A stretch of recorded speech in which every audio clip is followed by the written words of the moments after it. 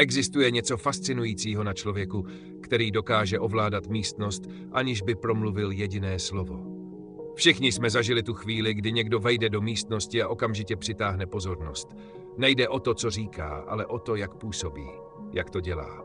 Jaká je ta tajemná síla tichého sebevědomí, která lidem zajišťuje respekt. V dnešním videu si povíme, jak můžete tuto sílu ovládnout i vy. A to bez potřeby křiku, gestikulace nebo neustálého dokazování své hodnoty. Zůstaňte se mnou, protože tohle vám může změnit život. Co je tiché sebevědomí? Tiché sebevědomí je stav mysli, který nepotřebuje validaci od ostatních. Lidé s tímto druhem sebedůvěry nevystavují svou hodnotu na odiv, oni ji prostě žijí. Ale co to vlastně znamená? Tiché sebevědomí neznamená mlčenlivost nebo izolaci. Naopak, jde o schopnost být přítomen, vnímat okolí a projevit své kvality bez okázalosti. Představte si například člověka, který sedí na poradě, pozorně poslouchá a když už něco řekne, má to váhu. Takový člověk vzbuzuje respekt, protože mluví až tehdy, když má co říct. Nebo si vybavte někoho, kdo vždycky působí klidně a vyrovnaně, ať už je situace jakkoliv stresující. To je síla tichého sebevědomí, působit jako kotva, která uklidňuje ostatní. Pro dosažení tohoto stavu je klíčové vnitřní uvědomění. Musíte znát svou hodnotu a nenechat ji ovlivnit názory ostatních. Tím, že se soustředíte na své silné stránky a rozvíjíte je, přirozeně vyzařujete jistotu, která přitahuje ostatní. Klíčem k této proměně je pravidelná sebereflexe a odhodlání být nejlepší verzí sebe sama, bez potřeby si něco dokazovat. Tělesný jazyk a jeho vliv. Respekt začíná tím, jak se nosíte. Vaše tělo mluví, i když vy mlčíte. Přímý postoj, pomalé a klidné pohyby, oční kontakt, to vše vysílá signál, že máte věci pod kontrolou. Ale co je na tělesném jazyce tak důležité? Začněme očima. Oční kontakt je jedním z nejsilnějších nástrojů, jakým můžete vyjádřit sebevědomí.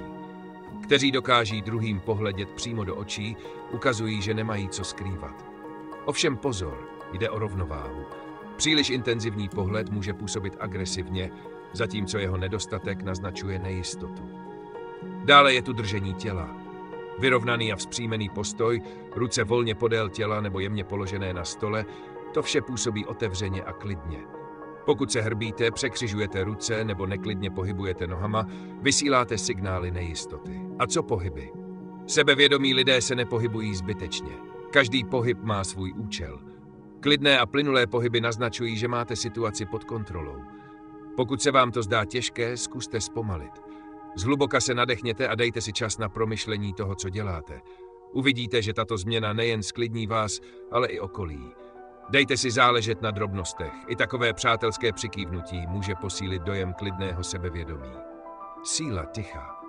Ticho je jedním z nejpodceňovanějších nástrojů v komunikaci. Když mlčíte, dáváte prostor druhým, aby se projevili a zároveň si budujete respekt. Lidé, kteří umí být potichu, jsou často považováni za hluboké a moudré. Ale proč? Ticho vytváří prostor. Když například někdo dokončí svůj názor a vy se nevrnete okamžitě do odpovědi, dáváte najevo, že si jeho slova promýšlíte. Tento okamžik klidu ukazuje, že nejednáte impulzivně, ale racionálně. Navíc ticho může být velmi mocným nástrojem v konfliktech. Místo toho, abyste odpověděli na provokaci, můžete zůstat klidní a ticho. Tím často druhou stranu zneškodníte, protože jim nedáte to, co hledají, vaši reakci.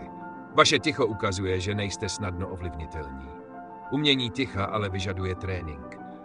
Pro začátek zkuste v běžných rozhovorech vnímat chvíle, kdybyste mohli mlčet, místo abyste se okamžitě zapojili. Postupně zjistíte, že ticho je silnější, než jste si mysleli. Navíc ticho umožňuje lépe naslouchat a pochopit skutečné úmysly druhých. Čím více ho budete trénovat, tím snadněji se pro vás stane přirozenou součástí vaší komunikace. Důvěra ve vlastní hodnotu. Skutečné sebevědomí vychází z toho, že věříte ve svou hodnotu, bez ohledu na to, co si o vás myslí ostatní. Ale jak takovou důvěru budovat? Prvním krokem je přijmout sami sebe. Každý z nás má silné i slabé stránky. Klíčem je soustředit se na to, co děláte dobře, a nenechat se odradit tím, co vám nejde.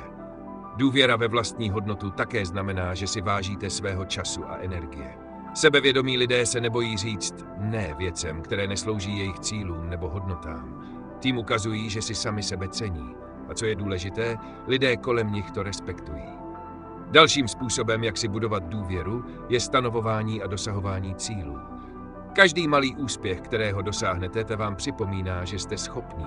Nemusíte být dokonalí, stačí, když budete neustále růst. Tento proces zároveň buduje disciplínu a posiluje pocit vlastní kompetence. Pamatujte, že vaše hodnota není určena tím, jak vás vnímají ostatní. Je určena tím, jak vnímáte sami sebe. Když se naučíte být spokojení sami se sebou, získáte přirozený respekt, který nepotřebuje slova. A ten respekt se projeví nejen ve vašich vztazích, ale i v tom, jaký dojem zanecháváte v každodenních situacích. Jak si udržet tiché sebevědomí? Sebevědomí není jednorázová věc. Je to něco, co musíte neustále udržovat a rozvíjet. Jak na to? Prvním krokem je sebereflexe. Pravidelně si klást otázky. Co jsem dnes udělal dobře? Na čem bych mohl zapracovat? Tím si udržíte realistický pohled na sebe sama. Sebereflexe vám také pomůže uvědomit si, jak se měníte a rostete. Dále je důležité obklopovat se lidmi, kteří vás podporují. Negativní vlivy mohou podkopat vaše sebevědomí, zatímco pozitivní lidé vás inspirují a motivují. Vyhýbejte se lidem, kteří vás schazují nebo se vás snaží ovládat. Pamatujte, že kvalita vašich vztahů má přímý dopad na vaši psychickou pohodu i vnímání vlastní hodnoty. A nakonec, nebojte se občas vystoupit ze své komfortní zóny. Sebevědomí roste, když překonáváte sami sebe. Každý krok mimo to, co je vám pohodlné, vás posiluje. Nemusí jít o velké změny. I malé výzvy, jako je naučit se nový dovednost nebo zahájit konverzaci s cizím člověkem, mohou být velmi přínosné. Nemusíte křičet, abyste byli slyšet. Nemusíte dokazovat svou hodnotu, abyste byli respektováni. Stačí, když budete sami sebou, klidní, vyrovnaní a přesvědčení o své hodnotě. Možná se ptáte, proč je tiché sebevědomí tak účinné. Je to proto, že působí autenticky. Lidé podvědomě vnímají, když někdo přehání nebo se snaží něco dokazovat. Naopak ti, kteří si věří a nepotřebují se chlubit, působí přirozeně a inspirují důvěru. Tiché sebevědomí je jako magnet. Přitahuje respekt, protože lidé cítí, že nepotřebujete jejich schválení, abyste se cítili dobře sami se sebou. To ale neznamená, že musíte být perfektní. Ve skutečnosti jedním z klíčů k tichému sebevědomí je schopnost přijmout svou nedokonalost. Přiznat si, že nevíte všechno a být otevření učení vás dělá přístupnějšími a lidskými. Tento přístup zároveň eliminuje zbytečný tlak, který si často sami vytváříme. Dalším důležitým aspektem tichého sebevědomí je schopnost naslouchat. Naslouchání není jen o tom, že mlčíte, zatímco někdo jiný mluví. Jde o skutečné vnímání toho, co druzí říkají. Když aktivně nasloucháte, dáváte druhým pocit, že jsou důležití. To nejen buduje lepší vztahy, ale zároveň posiluje vaši image člověka, který si je jistý natolik, že nemusí být neustále středem pozornosti. A co situace, kdy musíte čelit kritice? Tiché sebevědomí vám pomáhá přijímat kritiku klidně a bez emocí. Když si věříte, nejste zranitelní vůči nepodloženým útokům. Naopak, kritiku vnímáte jako příležitost k růstu. Lidé, kteří reagují klidně na negativní zpětnou vazbu, si často získávají ještě větší respekt. Důležité je také umět efektivně komunikovat. Tiché sebevědomí neznamená, že se musíte držet stranou nebo se vyhýbat diskuzím. Naopak, lidé s tímto druhem sebevědomí obvykle mluví stručně, ale výstižně.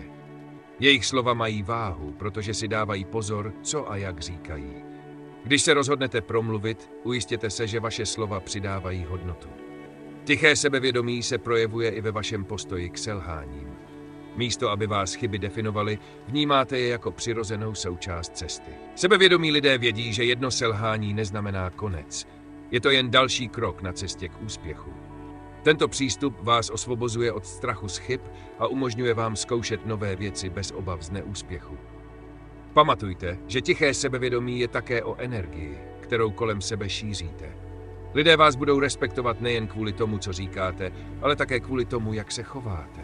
Buďte tím, kdo vnáší klid a rovnováhu do každé situace. Stačí být autentický a věřit, že jste dostatečně dobří takoví, jací jste.